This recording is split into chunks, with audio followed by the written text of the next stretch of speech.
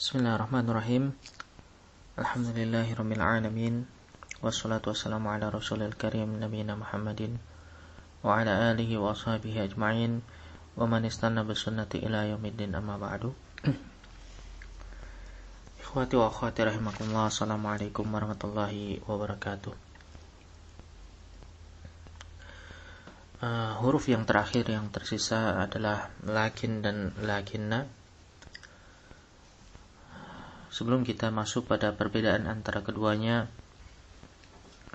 ada baiknya kita mengetahui hakikat dari keduanya, apakah ia mufrad atau murakkab, yakni tersusun dari beberapa huruf. Yang pertama, lakinna dengan tasydid.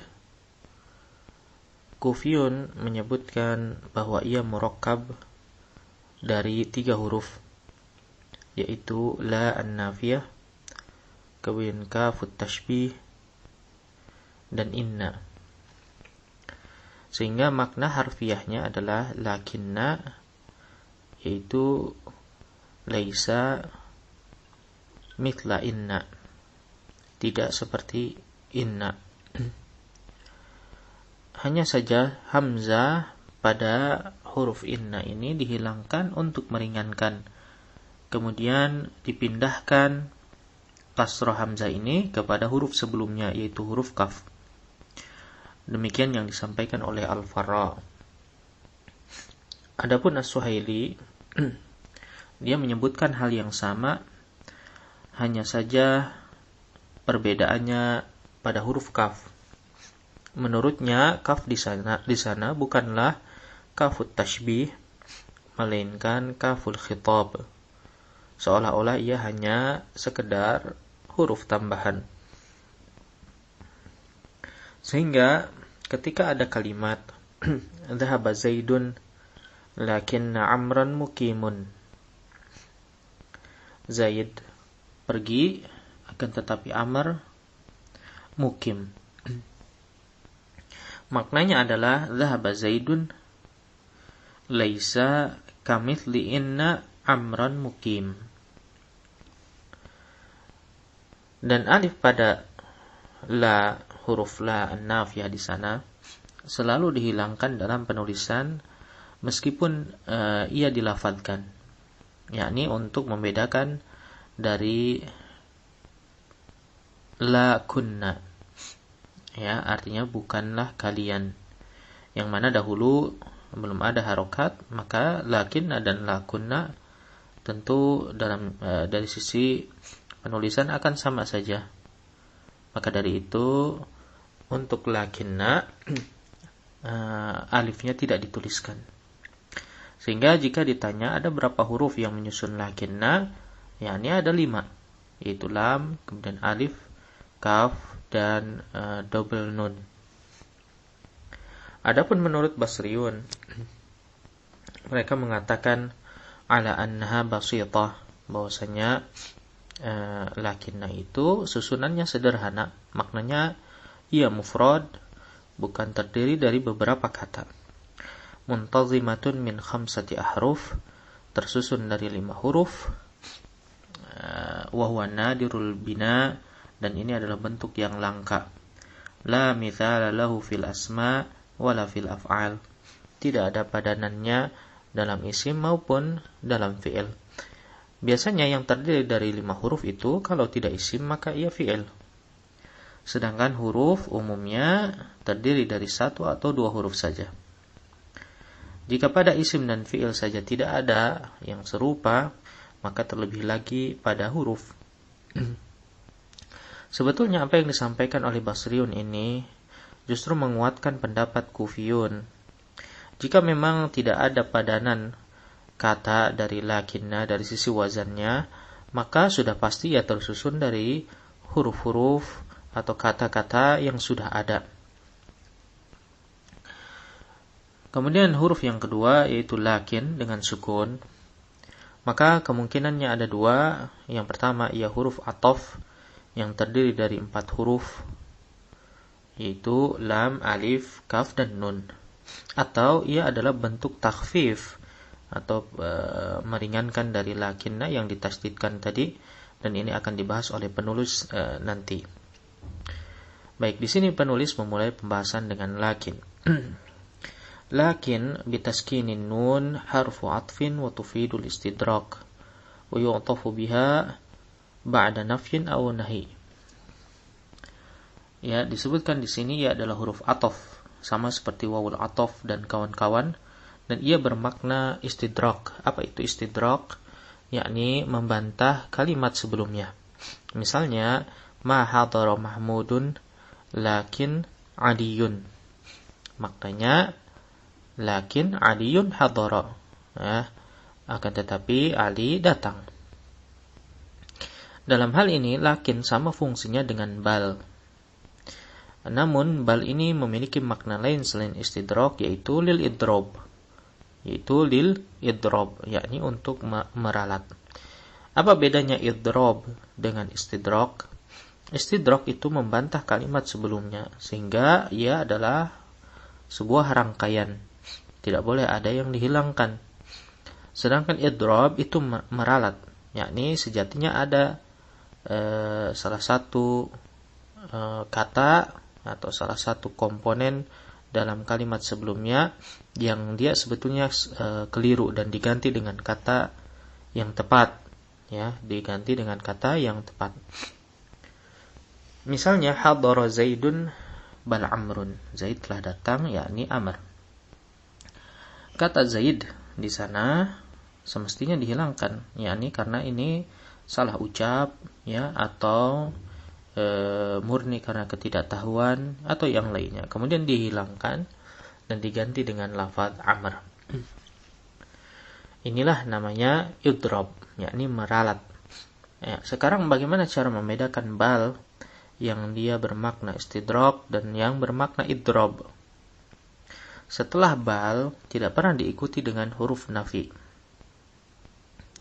Artinya ia selalu bermakna positif, itsbat. Jika ia bermakna istidrak, yakni bantahan, maka kalimat sebelumnya haruslah nafi atau nahi. Ya, harus nafi atau nahi, karena kebalikannya dia membantah. Ya, maka bantahan itu tentu harus berlawanan. Jika setelah bal itu itsbat, tentu sebelumnya harus nafi jika ia bermakna istidrak. Sedangkan idrob tidak disyaratkan demikian. Ya, yang penting ia meralat kalimat sebelumnya, entah itu nafi, entah itu itsbat. Ya, kita perhatikan di sini penulis mensyaratkan bahwa sebelum lakin kalimatnya harus nafi atau nahi. Wa yu'tafu biha ba'da nafyin aw nahi. Maka itu tandanya ia hanya bermakna istidrak. Dan ini adalah pendapat Basriyun. Berbeda dengan Kufiyun, ketika tadi kita bahas mengenai bal, ia bisa bermakna istidrak sama seperti lakin, maka sebaliknya lakin juga bisa bermakna idrob seperti bal. Karena ia bisa bermakna idrob sebagaimana bal, maka bukanlah sesuatu yang darurat bahwasanya ia harus didahului oleh nafi atau nahi. Ya, sehingga boleh saja kita mengatakan hadara Mahmudun lakin Aliyun. Maknanya di sini adalah idrob, yakni meralat. Mahmud telah datang, akan tetapi yang benar Ali.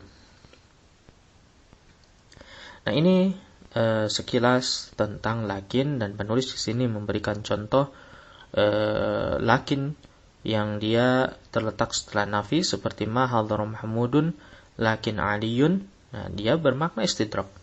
Mahmud telah tidak datang, akan tetapi Ali datang. Atau setelah nafi la tashkur Muhammadan lakin Aliyan. Jangan berterima kasih kepada Muhammad tapi kepada Ali. Nah, dan ini adalah sekali lagi pendapat Basriyun. Adapun menurut Kufiyun tidak disyaratkan. Baik. Kemudian huruf yang kedua lakinna, dan ia termasuk akhwatu inna. ya, sebagaimana beliau sampaikan lakinna bi fathin wa tasydidin nun min akhwati inna. Atau sejatinya ia adalah inna sebagaimana yang tadi saya jelaskan di awal, yakni ia kombinasi dari la nafiyah, kemudian kafut tashbih dan inna. Secara makna ia sama dengan lakin, yaitu tufidul istidrak wa hiya tadkhulu 'ala al-mubtada'i wal khabar. Nah, bedanya dia ini masuk kepada jumlah ismiyah. Ya, dia masuk kepada jumlah ismiyah sehingga dia ini termasuk huruf ibtida. Ya, termasuk apa? Huruf ibtida. Kalau lakin tadi huruf ataf. Sehingga karena lakin ini huruf ataf, pasti dia membutuhkan ma'atuf ilaih. Ya, dia tidak bisa berdiri sendiri. Adapun lakinna, ya, maka dia bisa bermakna tanpa kalimat sebelumnya. Dua kalimat antara lakinna ini haruslah bertentangan. Ya, harus bertentangan. Tidak boleh kita misalnya mengatakan maqitun sakinan walakinnahu mutaharrik misalnya. Kucing itu tidaklah diam tetapi ia bergerak. Nah, ini tidak bertentangan karena tidak diam artinya bergerak. Maka ini tidak boleh menggunakan lakinna. Dan juga tidak disyaratkan bahwa kalimat pertama ya sebelum lakinna ini haruslah nafi atau nahi sebagaimana lakin. Karena memang setelah lakinna ini kalimatnya sudah sempurna, dia tidak bergantung pada kalimat sebelumnya, maka makna pertentangannya akan nampak ya dan bisa kita pahami tanpa perlu ditambahkan huruf nafi. Ya, misalnya seperti contoh yang diberikan oleh penulis di sini, hadzal kitabu shaghirun walakinna naf'ahu kabir. Buku ini kecil akan tetapi manfaatnya besar. Nah, kita dapati ada dua kalimat yang bertentangan di sini. Ya, meskipun di sana tidak terkandung huruf nafi, tapi kita bisa melihat dan merasakan bahwa dua kalimat tersebut bertentangan, yaitu hadzal kitab shaghir, kitab ini kecil, akan tetapi walakinna naf'ahu kabir, ya, manfaatnya besar. Kemudian boleh saja nunnya ini dihilangkan, ya, dihilangkan satu dari lakinna sehingga menjadi lakin. Wa qad tukhaffafu nunu lakinna al-musyaddadah. Ya, wa qad tukhaffafu nunu lakinna al-musyaddadati fatuntaqu lakin. Kemudian kita ucapkan apa? Lakin. Wa hina idzin takunu muhmalatan wala amala laha. Maka ketika itu, yakni ketika dihilangkan salah satu nunnya ini, maka dia tidak lagi beramal. Ya, dia tidak memiliki amalan. As-Suhaili pernah ditanya, mengapa inna, kemudian anna dan ka'anna ketika dihilangkan salah satu huruf nunnya, boleh dia beramal, boleh juga tidak beramal. Sedangkan lakinna tidak boleh. Ya, lakinna kalau dihilangkan satu nunnya, dia tidak boleh beramal. Ya, beliau ditanya demikian. Maka beliau menjawab, karena ketiga huruf lainnya ketika dihilangkan satu nunnya masih tersisa berapa? 2 sampai 3 huruf lagi. Ya, misalnya inna jadi in, tersisa 2. Anna dihilangkan jadi an. Ya, ka'anna dihilangkan jadi ka'an, tersisa 3. Adapun lakinna yang mana sejatinya yang beramal di sana apa? Inna. Tadi sudah disampaikan di awal. Ya, awalnya inna, kemudian dihilangkan satu hamzahnya. Beliau mengatakan falamma hudhifatin nunul maftuhah. Ketika nun, ya, nun dari lakinna ini dihilangkan, wa qad dhahabatil hamzatu litarkib, dan hamzahnya ini sudah hilang sebelumnya karena dia dikombinasikan dengan la an-nafiyah dan kafut tashbih, maka hamzahnya hilang, hamzah innanya hilang. Maka tentu yang tersisa walam yabqa illa nunus sakinah wajaba ibtalu hukmil amal. Maka yang tersisa tinggal apa? Nun sukun. Ya, lakin yaitu la an-nafiyah, kemudian kafut tashbih dan nun sukun, yang mana ini adalah bagian dari inna, ya. Tersisa satu huruf. Maka wajib batal amalannya karena ia tidak lagi mirip dengan apa? Fi'il. Ya, ingat bahwa inna wa akhwatuha beramal karena kemiripannya dengan fi'il dari sisi lafaz. Ya. Maka kalau ditanya, ya, fi'il mana yang terdiri dari satu huruf, maka tidak ada. Ya, kecuali dia misalnya fi'il lafif, ya, dalam kondisi apa? Dalam bentuk fi'il amr, seperti ki, ya, li dan yang lainnya. Dan ini jarang sekali. Maka dia tidak beramal karena tidak lagi mirip dengan huruf. Baik. Di sini diberi contoh, ya, hadzal kitabu shaghirun walakin naf'uhu kabir, ya. Kita perhatikan dia tidak lagi beramal, ya. Kemudian malhudhah. Di sini penulis memberikan catatan. Beliau menanyakan sebuah pertanyaan. Hal kalimatu ma'a harfun au ismun? Ya, apakah ma'a itu termasuk huruf atau isim? Beliau menanyakan ini dikarenakan Al-Imam An-Nahas, ya, di mana kitab beliau pernah kita selesaikan, yaitu kitab At-Tufah fin Nahwi.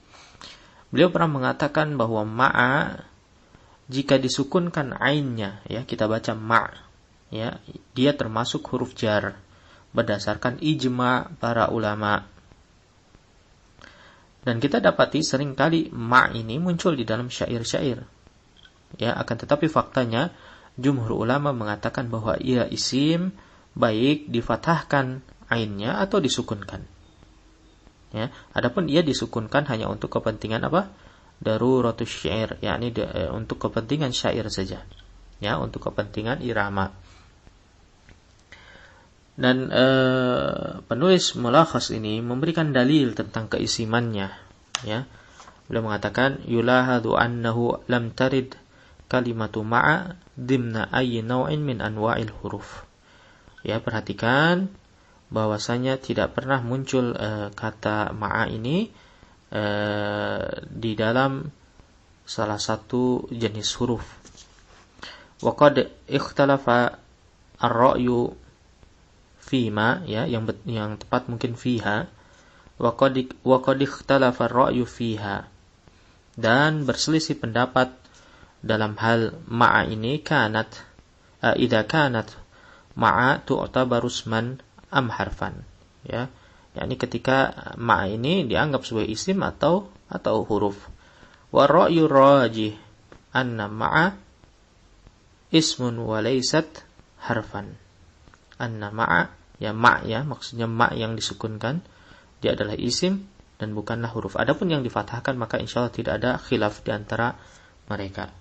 Wa dalilu ala annaha ismun annaha tunawwan. Dalilnya apa? Yakni ketika dia tidak mudhaf, ya, ketika dia tidak mudhaf dia tidak bertanwin, dia bertanwin. Ya, kita katakan ja'u ma'an. Ja'u ma'an. Mereka datang bersama-sama. Wal ma'lum annal hurufa jami'aha mabniyatun wa la tunawwan. Ya, dan maklum kita semua mengetahui bahwa huruf semuanya mabni dan tidak ada yang bertanwin. Ya, tidak ada yang bertanwin. Nah, ini dalil bahwasanya ma'an atau ma'a ini adalah isim, ya, bukan huruf. Hanya saja para ulama berselisih pendapat tentang fathah pada ma'an. Apakah dia harokat i'rab atau bukan? Sibawayh dan gurunya yaitu Al-Khalil bin Ahmad mengatakan bahwa fathah pada ma'an itu harokat nasab. Ya, karena ia sebuah isim yang terdiri dari dua huruf, sama seperti yad, ya, yadan. Yadan, ya, nasab dengan fathah zahirah. Adapun Al-Akhfash, ya, Akhfash, sahabat dari si bawah ini, dan juga gurunya Yunus bin Habib mengatakan bahwa fathah di sana bukanlah harokat i'rab, ya, pada kata ma'an, karena ia terdiri dari 3 huruf, ya, artinya ma'an ini dia isim maksur, sama seperti fatan, ya, sehingga kalau ada kalimat at-tullabu ma'an, para siswa itu bersama-sama. At-tullab di sini mubtada, ma'an di sana marfu sebagai khabar. Dan dia marfu dengan apa? Dhammah muqaddarah. Ya, lita'adzur, sama seperti isim maksur pada umumnya. Dan ma'a ini adalah termasuk ke dalam dzaraf makan dan dzaraf zaman. Ya, beliau mengatakan wa 'ala dzalika fa inna ma'a hiya ismun limakanil istihab aw waqtihi. Ma'a ini dia termasuk isim yang menerangkan tempat kebersamaan atau ya istihab menemani atau waktunya, ya, atau yang waktu atau tempat menyertai. Wa hiya mu'rabatun maftuhatul ain bi'atibariha mansubatan 'ala zarfiyah.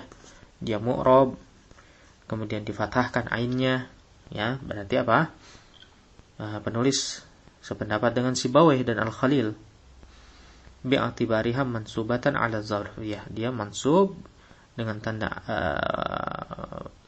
fathah di atas ain sebagai zarf. Wa yakunu al-ismu alladhi yaliha daiman majrurun bi'atibari mudhafan ilaih. Isim setelahnya majrur sebagai mudhaf ilaih. Sehingga jika ma'a ini dia mudhaf kepada nama-nama tempat, ya, misalnya